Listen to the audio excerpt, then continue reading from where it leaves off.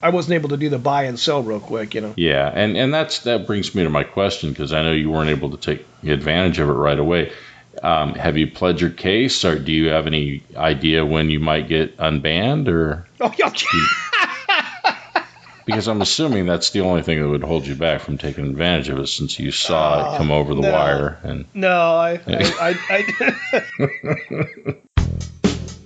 You're listening to the Goblin Goldcast with Dex and Mac.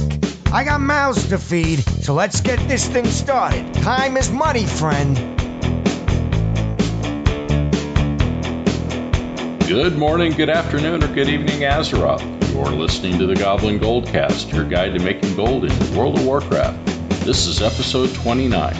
I'm your host, Dex, coming to you from Napa, California.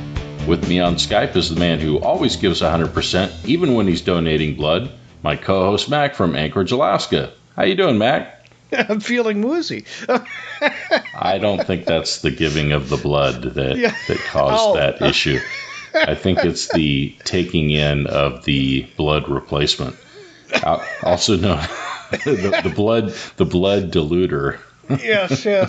I like having that dilution, Well, we could spend all day talking about your delusions, but instead... Delusions, yeah. Well, this week I had a great plan for a show. I was all set to go and all ready, and the phone rang, and it was Mac on the line. He wanted to do a show about the recent ban wave that we just had in World of Warcraft, and how it might affect, gold making in the auction house market.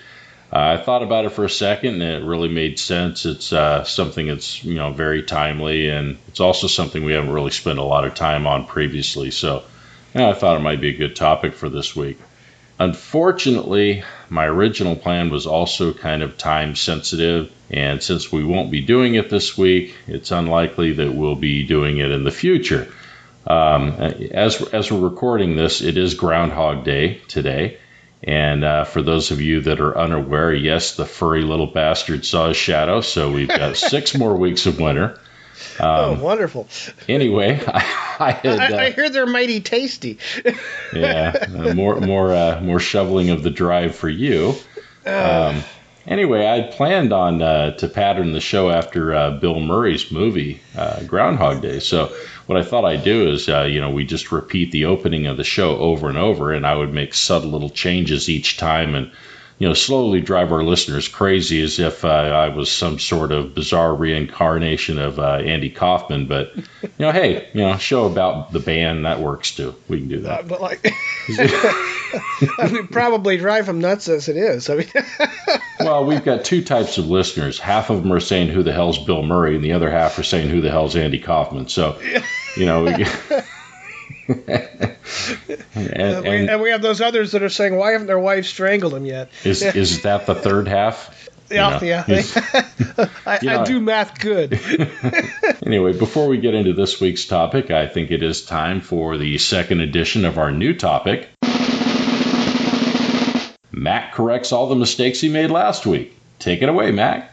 I didn't make any mistakes last week. I think we discovered that you made a mistake. I didn't make any mistakes. You edited a portion. What are you talking about? Okay. As we're recording the show, unfortunately, because we can't rewind as we go along, when Mac mistakenly thinks that I leave out a word or something like that, he says, okay. In all fairness, he had a little egg on his face, because anybody who listened to the show knows that I said 100,000 gold when I was referring to the European price of tokens. You clearly hear it. You said 100. Some robot said 1,000. Well, your wife did make a point of agreeing with me and saying that you were wrong, and he clearly said it. She listens to you about as well as I listen to her, apparently.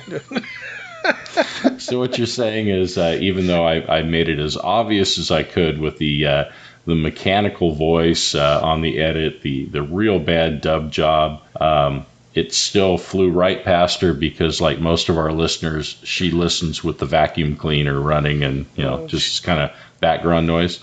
She was actually playing the game while I was playing it. So I rewound it a little bit, then she caught it. Well, from what I understand, in popularity, we've replaced the sounds of the ocean for putting people to sleep. You know, the little white noise generator. There we go. Of course, I think I've been that for her for years. All right. Well, since we've established that you put out a flawless show last week and made absolutely zero errors that I wasn't able to edit out. There were, for the record, there were like 20 or 30 just completely off the wall, huge errors that I saved him the embarrassment by deleting them out and editing it, and I make you sound good. Oh, there we go. I appreciate it. Thank you.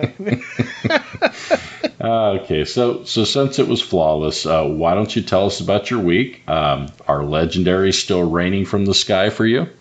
Well, not yet. Before I get into that, on last week's show, Divine was the one who wrote in. He responded back to us, said, "Great show, thanks for the advice." He didn't even consider the idea of DK to Demon Hunter for a starting point. He said time spent is definitely important to him. One thing he also found out he wasn't aware of was there's a 250k gold max for transferring from one character. And yes, right. We're aware of that, which is why we suggested moving items in the backpacks. Yeah. And I apologize if we weren't clear on that. We're definitely aware of that limitation, and it's an amount of gold that has changed over the years. They've tried to kind of bump that up over time, and it's also level dependent for how much you can bring over. But we were absolutely talking about investing in a commodity on your originating server, and then selling it at the destination server for a profit, or even if you sell it for the same amount, you can transfer the gold at no cost in a situation like that. And sometimes between all of our nonsense, we aren't clear. I'm hoping that it makes me want to go back and check now, but I'm hoping that we were clear about that, but evidently we really weren't. But we appreciate you listening and continuing to listen. And my apologies to Max Air for not being too clear on that. So something else to mention, though, if you're transferring, if you're wanting to transfer gold, if you don't always have to deal with commodities that you're kind of rolling the dice. Am I going to be able to sell this on the new realm? Is it going to give me a problem? There is something else that you can do. If you've ever seen in the auction house and wondered about it, why you see those what do they call them, the cards of those fortune cards that you can make with inscription. With inscription, that they'll have a face value of, say, 5,000 gold, and someone will be selling it for 6,000 gold in the auction house. You might think, well, what kind of idiot would buy that and pay 1,000 gold more, for something that you're just going to sell to a vendor? Well, it's because they can get around that maximum of transferring gold by buying up as many of those as they can get and just carry them in inventory, and just taking the hit as a transfer tax, basically, to get to the new realm. So if the thing to remember about that, in my opinion, it's not the best way to go. I think it's much better to find a commodity that you can get behind and move the gold that way. But if you decide that you want to take advantage of that happening, be on the other side of that. And if you produce those cards, do not vendor the ones that have a high vendor price. Put them up in the auction house, get a little extra for them. There we go. Just extra little pro tip, no extra charge. We'd also like to thank everybody who's been actually purchasing from our swag store. I'm enjoying my coffee mug at work. I have some strange looks. Some of the guys who do listen understand. Yeah.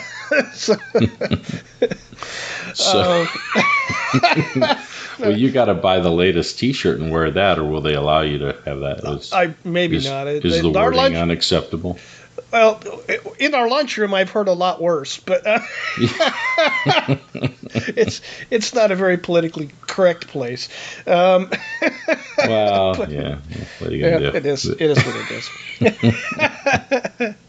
We also, before I get into this week's topic, at the end of the show, we're also going to be giving you an alternate email. We know some people are still having issues with our borked out. Our website. With our website, there we go. Yeah. You can edit that out. Words are hard. Yeah. With our website, there are still people that can get on. Some people can't, and now we've discovered that apparently our email is kind of jacked for some people, and right. So if you're having issues getting a hold of us at our regular email, we'll give you an alternate email on Gmail. Yeah. Well, it's important to remember that we're also, I mean, as far as for listening to the show, we love for people to go to the website, but don't feel that you have to go to the website to listen. I mean, besides the usual suspects of iTunes and Stitcher, you've got Google Play. I mean, we're in a bunch of different places. You can find us all over the place. So TuneIn Radio, the Nerd Mentality. Yeah, and it's a routing issue from our website that's causing problems for certain people. Some sort of thing on that. I don't claim to understand exactly how it works, but just that it always works for me. And we haven't brought my first grade grandson over to try to work on it.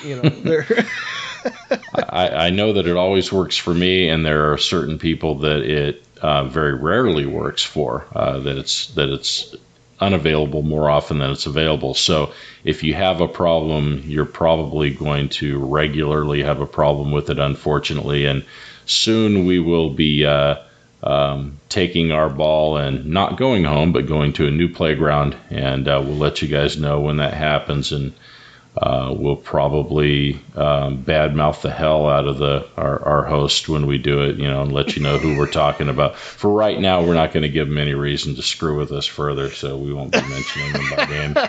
But we will give them a 5-star review when we're done. There we go. Half star? Well, I guess we're up there. Well, it's. Anyways, this week in World of Warcraft, we had some fun. You and I went over. We did World Boss again this week. I called you the day it was. I got home from work. You actually stayed up late that night, so we could do that together.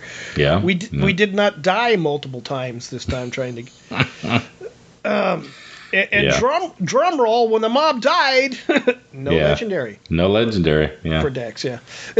Yeah, that's. I didn't get an upgrade really. It was sort of an upgrade. Item level was a little bit higher, and it's. You ever have one of those drops that you say, that's marginal, not worth getting the new piece enchanted? It was kind of like that. It was like, no. It was a shoulder piece, of course, and I was going, yeah, but I've got my enchant. It's not that much better. But you know what? Now that I think about it, and this just occurred to me, I missed an opportunity. If I wanted to guarantee myself a legendary, and a specific legendary, a shoulder legendary, all I needed to do was take that new piece, get it enchanted, and then I would get that shoulder legendary probably within minutes. Well, the AI would have known. Right? It would have known. Yeah, it would have said, okay, this is a guy who has gold to burn. We need to help him burn it by... Yeah. I do have a persecution. I have a persecution. You can't even say it. Oh man, I do have a persecution complex, as you can tell. So I'll edit that to make it sound like I got it perfect the first time. There we go. No, other than that, no, I'm doing pretty good. Still making lots of gold. I'm still having there's a couple of us over on my server that are having a battle of the Goblin Gliders contest. They've begun undercutting me by just enough that it's not worth my time to buy them out. So, oh man. They were undercutting me enough that they were my supplier for a while, but right. Well, It is what it is. I can always cut bait and go somewhere else. You might have to find a new thing to play around with there. It was never a ton of money, so it's it's a good thing there are other ways to make gold. So no way, really? I've heard. Well, that was about my week. How was your week? Well, other than the week I spent with you, it's been crazy around the house and dealing with everything here. You and I both have been looking into making these interviews happen that we're talking about doing on the show. And it's looking like it's going to happen here. Yeah. It looks like you've got one lined up for us that will maybe see the light of day next week, and if not next week, the week after. And we will hold off on telling you who that is. We've actually got some others that we're looking at right after that, but this is kind of our maiden voyage. We're going to make sure that we don't have any any software issues with the first one, and then we can have a lot of other ones that follow. But as far as end game, I've been running around trying to make some gold and trying to get some legendaries, and one of those things is working out just fine. As usual. But yeah, I'm gonna find a way to buy my way into a legendary sooner or later. And to a certain someone that made a very generous offer, I still got my $500,000 waiting. I'm waiting. It's probably waiting for Easter because it's the Easter egg hunt. Yeah, there we go. Kind of going with the theme there. I have found my tunes that have the tank class, even though if I wasn't tanking on them, once I've got my artifact up to a certain level, that tank class's survivability is a lot better in some of the areas in like Suramar. Oh yeah, and you know what? As your item level grows like through the roof with those unnecessary legendaries, you're gonna find that a tank class is gonna just rip through everything because it's not what you're fighting is not designed around your item level. It's just not. Yeah. So. I do know that in my frost spec on my DK while I'm still trying to finish that good Suramarian quest line. I'm almost done with it. But while I was running out there with my frost DK, I got into an area where I ended up making too many new friends, and I had all of them but one. But I had like a tick of health, and he was full health, and he took me out. And I went back there in blood spec, and he and his friends weren't able to deal with me. So I didn't kill him as quickly. You should start carrying around some of those ancient healing potions, so that when you get real close like that to death, you can just pop it and get your health have back. them. There's a cooldown. So you died even using that with your item level? I did. All right. He's a lot squishier than the tank spec. I stand corrected. The legendaries are needed. But I don't have feigned death. I have the real thing. We learned that last week. Yeah. Hey, good feigned death. Oh no. Yeah.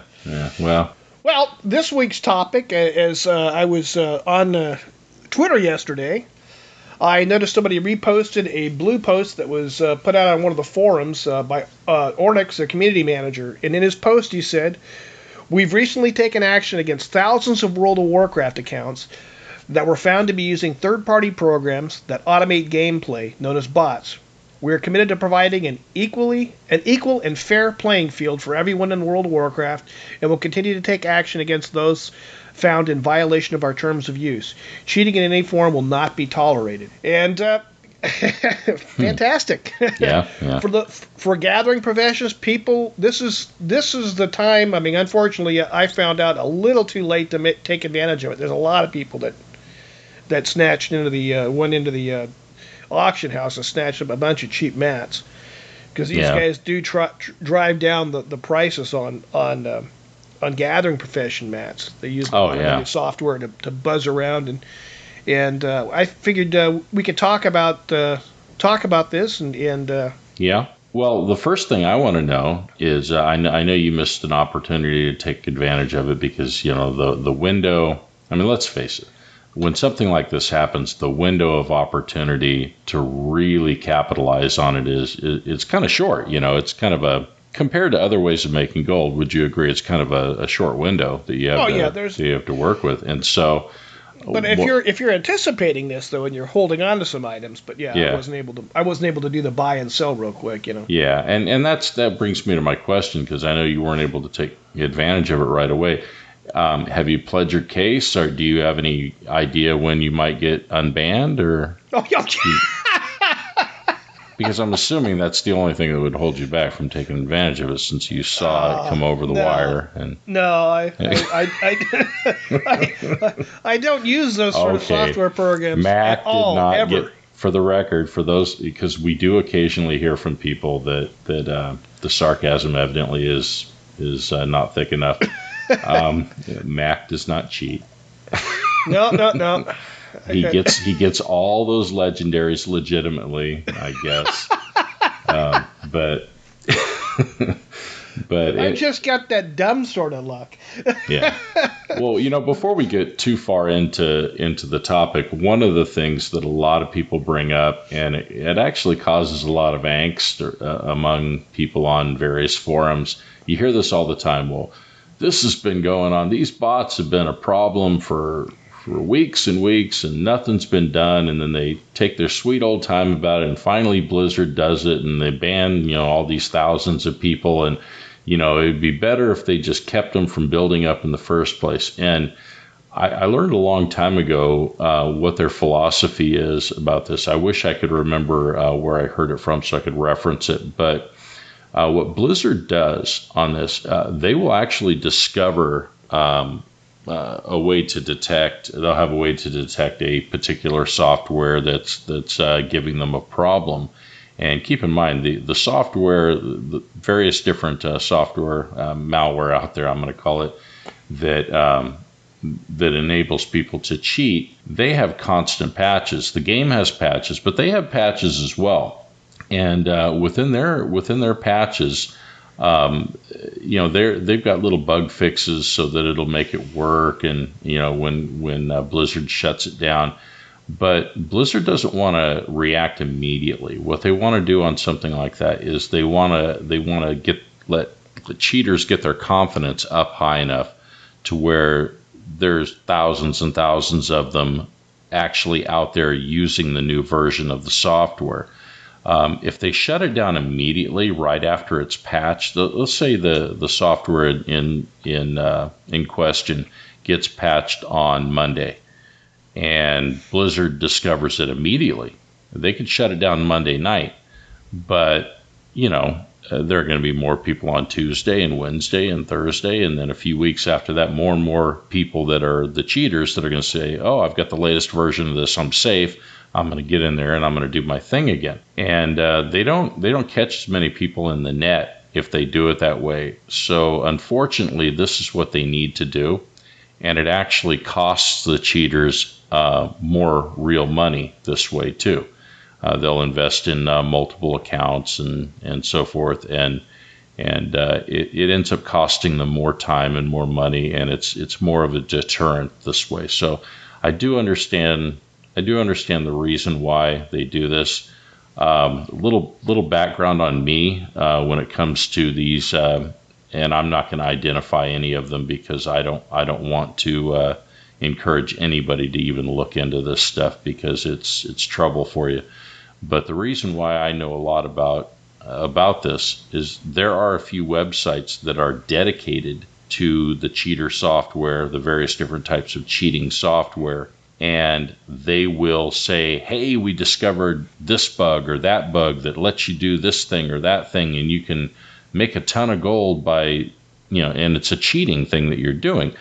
I frequent those forums to read them. I don't cheat. I don't do what they're talking about. But what I do is I take a look, and if, we've discovered a way to get infinite amounts of ghost iron. Well, if there's a way to make infinite amounts to dupe infinite amounts of ghost iron, and I see the price of Ghost Iron drop through the floor, then I know why. Okay, so I won't make the mistake of looking at that as a regular market condition and respond the wrong way. I'll know where it's coming from, and so it's just kind of staying on top of it. And for the record, Blizzard frequents those forums as well. They have their people that take a look at that, and some people that make the mistake of posting screenshots that identify their characters. They get nailed. Right. And but the other thing that I find on some of these websites is people will post all the time something that they've discovered in game, a way to make gold that really has nothing to do with cheating. And they will get blasted on these forums of that's not a cheat. Anybody can do that, and they get blasted for posting something that's useless to the cheaters. And I look at that and I think, wow, this nice little method that people are keeping hush hush, and it's legitimate and awesome. So I have found in the past, I found benefit in both ways from that. Both being able to avoid certain markets that were being artificially influenced by cheaters, and also gold making methods that are kept very quiet. Definitely some advantages to taking a look at that. I'm not going to direct anybody to any websites, but if you look around, you can find it and you can figure out what I'm talking about. Just please, please, please do not download the software that they offer and cheat, because it's not a question of if, it's a question of when, when the hammer comes down. Anyway, not worth it in the long run. It's starting over sucks. Well, and besides that, really, I mean, let's be honest, if you're cheating in game, it's a game. I mean, when it comes down to it, it's a bunch of little pixels on your screen. And who are you really cheating? I mean, I knew people that would play single-player games on their computers and would cheat. And it bugged the hell out of me, because I'd wonder, who are you? You're cheating yourself. Who are you cheating exactly? What are you? You're getting over on yourself, I guess, which you can go blind from that. Years ago, we ran a guild on another game, and we found out that there was a couple of our members that were using some third-party software. Right. And we told them we don't want it being talked about on our forums. We don't want you doing it. Don't do it in when we're raiding as a guild. And no, they're never going to catch us. They're never going to catch us. And it was like they had talked. The people who ran the game talked about it. They were going to go after people. And we said it's going to happen. No, I've been doing this for months. It's not going to happen. And then, boop, 1 second, they're gone. Mm-hmm. It was like, they had like 2 or 3 people in the guild that just didn't, nope, they're never going to catch us. Yeah. They never went back to the game, as far as I know. No, they never did. They, the ones in question that you're talking about went to EVE Online. And I don't even think it's against the rules to cheat in EVE. But I played EVE, and I don't think it's against the rules to cheat there.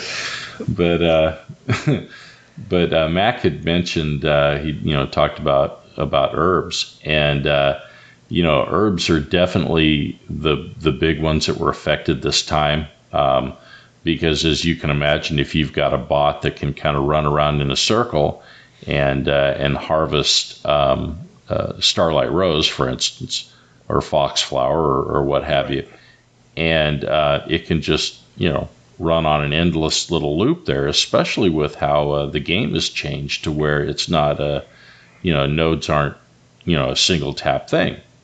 Right. There were guys that were going around using the software in groups of sky golems, going out there and picking the herbs in groups and then taking off to another place. Yeah, it's and it drove the price down on a lot of herbs, and it's a normal thing to have. It's not just herbs. You've got ore. It affects ore. It affects skins from skinning. Definitely all of those things. Any of your gathering professions are going to be impacted by that. So and one of the things to look for, if you see this happening, just know that something is going to happen to the players that are cheating. Yeah. And it's knowing that in advance and being able to stockpile some of the materials Right. And okay, they're doing Starlight Rose. The prices drop dramatically. I mean, on Starlight Rose, and it's while I'm out there farming it, I'm seeing what appears to be bots out there doing the same thing I'm doing. Right. Or trying to farm the same thing I am, and I'm not finding many nodes up. Then when they get banned, the nodes are up all over the place. Right. And if you've been stockpiling it, the prices start going back up because there aren't as many people farming that material. Yeah, definitely remember that when the ban wave happens, if you've got a spot that you've been avoiding, just because you can't seem to find any nodes up, it will change. Take a look at it, give it a second chance is smart, because you might find something completely different. And there was a guy on one of the WoW Reddit forums today that was talking about that. He was out there. Oh, was it Fargsnaggle or whatever, that Farfignugan thing? Yeah, the Farfignugan.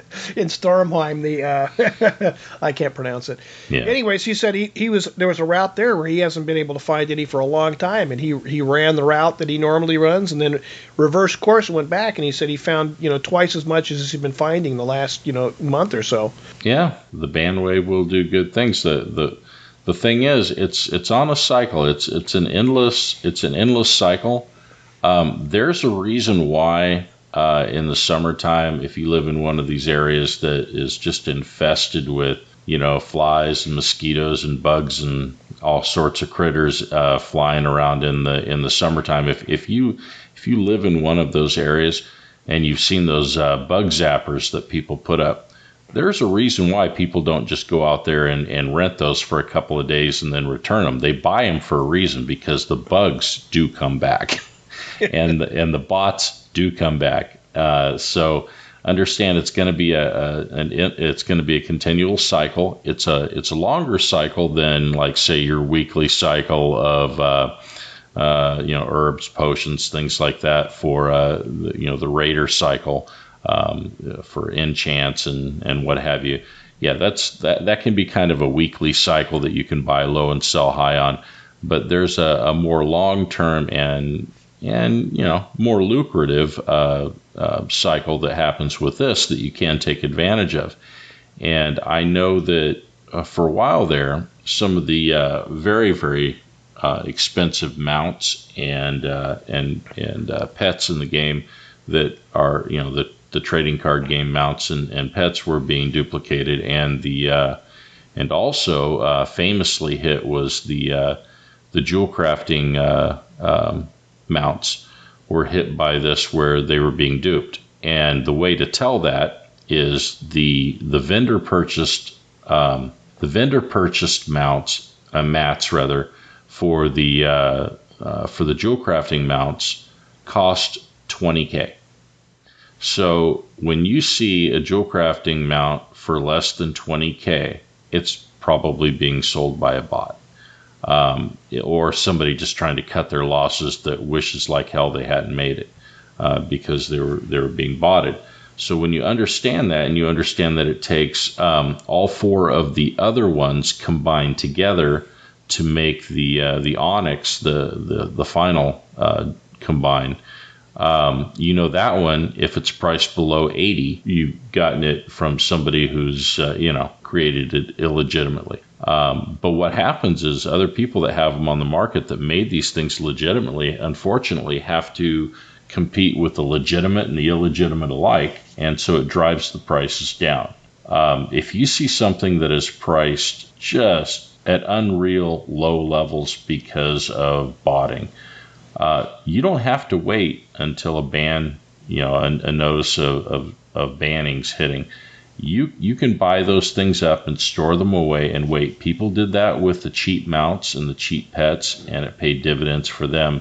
The only thing on those, you had to be careful, because some of those could not be sold in the auction house if you bought duplicated ones. You wanted to make sure you weren't buying duplicated merchandise. But when you're talking about ore and herbs, those aren't being duped. Those are being collected by bots running on a path.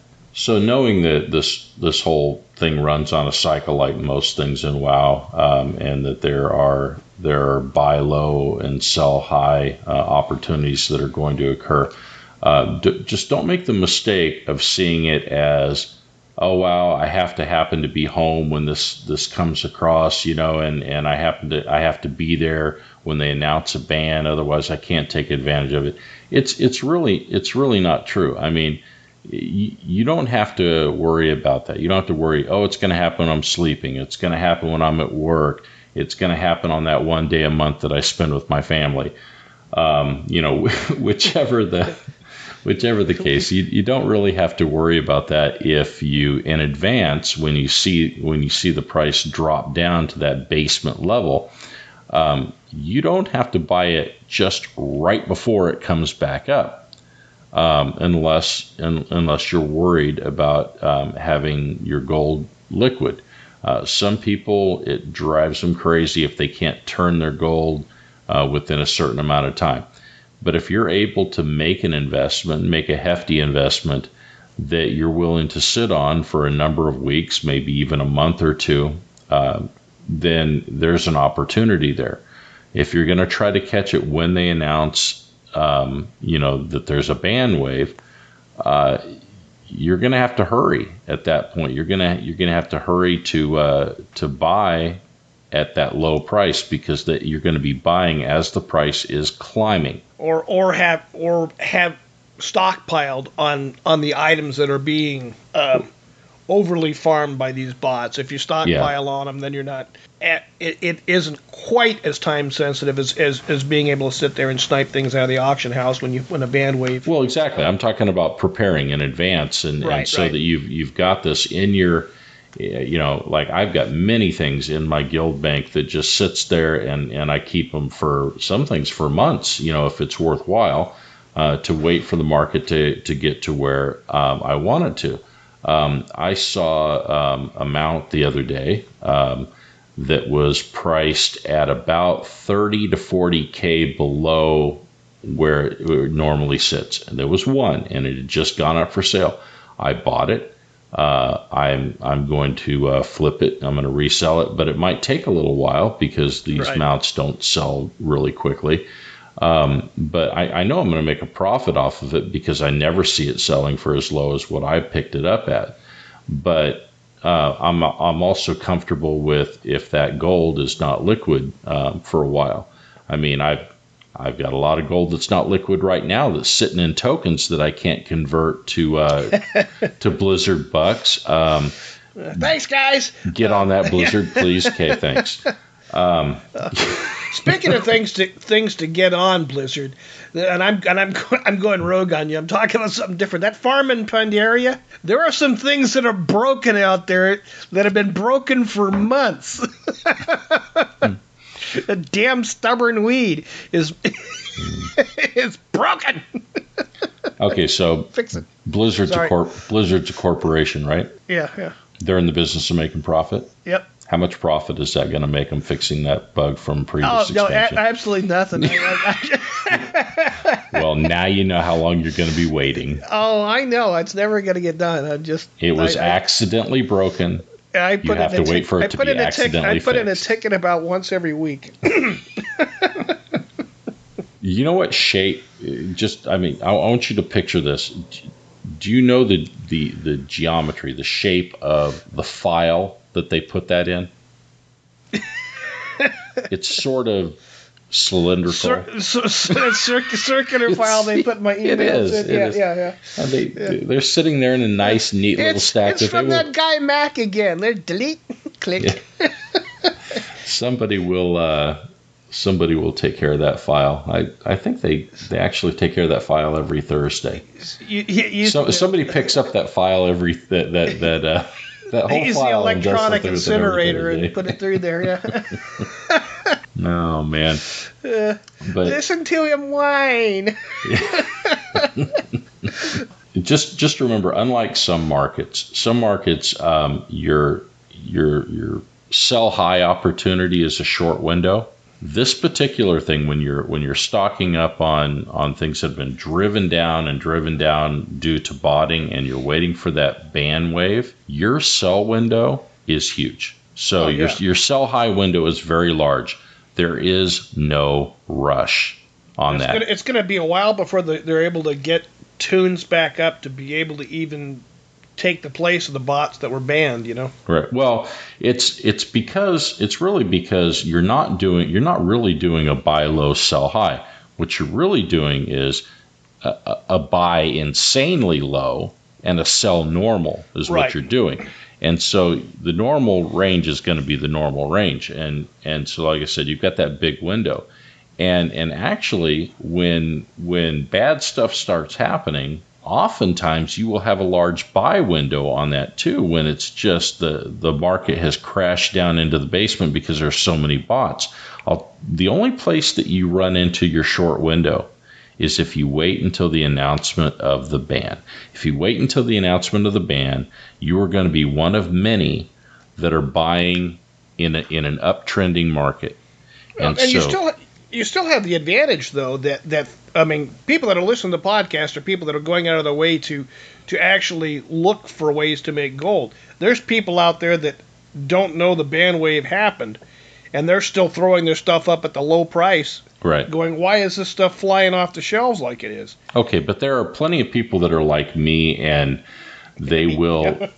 Well, I'm not like me in most ways, but that are like me in the way that when something like this is happening, they've got a lot of liquid gold sitting back waiting to pounce on something like this, and they will empty a market. They will completely empty a market. And so by the time you get your opportunity, it's already going to be climbing up because, obviously supply and demand, somebody like me is going to completely screw up the demand on it and put it through the roof by virtue of doing that. And I'm probably going to have stocked up on a whole bunch of it leading up to the ban wave in a situation like that as well. And so you're chasing it, then you're chasing it up, and your profit margin is getting narrower and narrower and narrower, and it's frustrating and it's completely unnecessary. You can be the guy sitting back smiling saying, yep, I'm glad 2 weeks ago I filled my entire guild bank up with that. Now I'll wait a couple of days until it tops out, gets back to the normal level, and then I can start selling some because there's going to be a shortage. The bots aren't going to be up there flooding the market with the stuff and driving the price down anymore, and you'll make your gold. So definitely something to think about. Like I said, there is a downside to it. There are some people that have firm rules about how often they need to turn their gold, and that's something that we can actually talk about in a future show as well. Is having a plan for turning your gold. To where you have a portion of your gold that you need to see quick profits on, and a portion that you've got set aside for longer term investments, just like you would invest in the real world. Anybody who's invested in the real world, you've got if you're a big time investor, you've got a portfolio that has things that are providing you with short, medium, and long term returns. And you can kind of do the same thing here, but some people try to keep it all short-term returns when it comes to WoW, and I respect that. It's a safe way to go. The longer you're investing in something, the longer the more opportunity there is for something to go wrong. But there are great payoffs and great benefits for holding on to certain things for a longer period of time if you're doing the right things. But it is it's kind of a higher risk, higher reward type of way to do it. So I don't recommend, putting all your eggs in one basket, so to speak, on something like that. Spread it out. And that's always a good rule of thumb with any kind of finances. Don't invest everything in one thing, or you can easily go broke by one bad decision. Correct. Well, I think that's going to about wrap up this week's show. I'd like to thank Schaefer Bates for his awesome work as the Goblin voice at the beginning of each show. Also, Kevin MacLeod at Incompetech.com for our theme music, Hot Rock, licensed to us under Creative Commons. And if you'd like to send us a message, you can get in contact with us at Mac, that's MAC, at GoblinGoldcast.com, or Dex, that's DEX, at GoblinGoldcast.com. Our alternate email is macgoblingoldcast@gmail.com. You can contact us on Twitter at Goblin Goldcast, or you can visit us on Facebook. And don't forget to visit our swag store at cafepress.com/Goblin Goldcast. And you can leave us a voicemail on our website, GoblinGoldcast.com. And please subscribe to us on iTunes or Stitcher if you listen to us there. And we'll see you next week. Now go make some gold.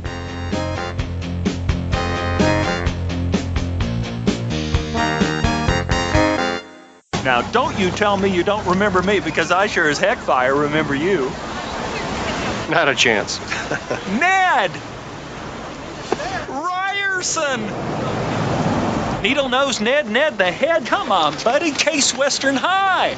Ned Ryerson. I did the whistling belly button trick at the high school talent show. Bing! Ned Ryerson got the shingles real bad senior year, almost didn't graduate. Bing! Again! Ned Ryerson. I dated your sister Mary Pat a couple times till you told me not to anymore.